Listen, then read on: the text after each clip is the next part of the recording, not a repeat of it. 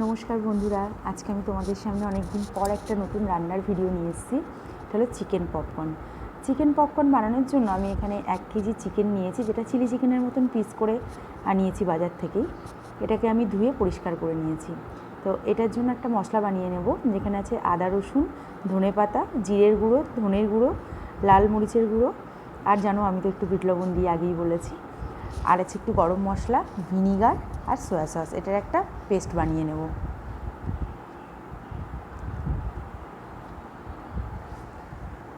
দেখো বন্ধুরা, পেস্টটা আমার রেডি হয়ে গেছে। পেস্টটাকে এর সঙ্গে ম্যারিনেট করে চিকেনটাকে আমি প্রায় 2-3 ঘন্টার মধ্যে ফ্রিজে রেখে দেব। একটু হলুদও দিয়ে দিয়েছি এর মধ্যে। এবার একটা ড্রাই মিক্সার করে নেব আমি। এখানে আছে ময়দা, আর আছে তোমার কর্নফ্লাওয়ার, একটু লবণ, হলুদ গুঁড়ো আর লঙ্কার গুঁড়ো। এটা দিয়ে একটা মিক্সার বানিয়ে নিয়েছি। তো চিকেনগুলোকে একে একে এই মিক্সারের মধ্যে আমি দিয়ে দেবো, এবং চিকেনগুলোকে ভালো করে কিন্তু আমি ঝেড়ে নেব। না হলে গায়ে যদি একটু বেশি গুঁড়ি লেগে থাকে তো সেগুলো তেলের মধ্যে চলে যাবে। এখানে আমার তেলটা বসিয়ে দিয়েছি হাই ফ্লেমে দিয়ে। তেলটা গরম হচ্ছে। এদিকে চিকেনগুলোকে আমি একে একে এর ভিতরে দেবো।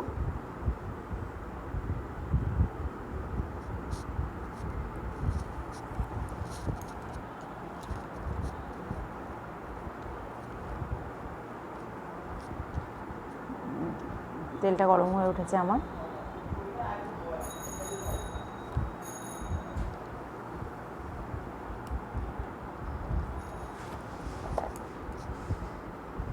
ভালো করে আমি এটাকে মাখাবো। ভালো করে মাখানোর পর এটাকে ঝেড়ে নিতে হবে। বেশ কয়েকটা চিকেনের পিস আমি এর ভিতরে দিয়ে দেবো।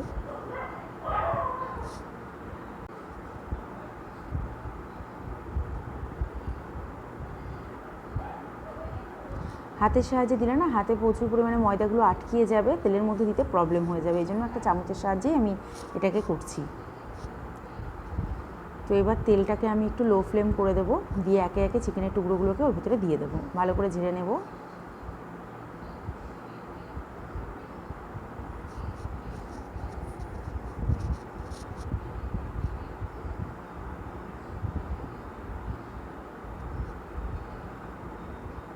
দেখো এইভাবে অনেকগুলোই আমি দিয়ে দিয়েছি।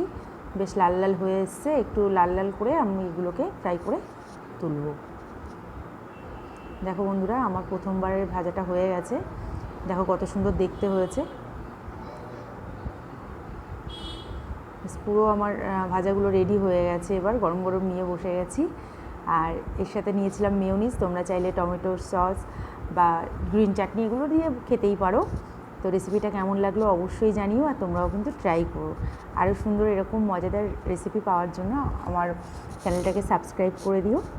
আর কেমন হয়েছে অবশ্যই জানিও। দেখো দেখতে কত সুন্দর হয়েছে।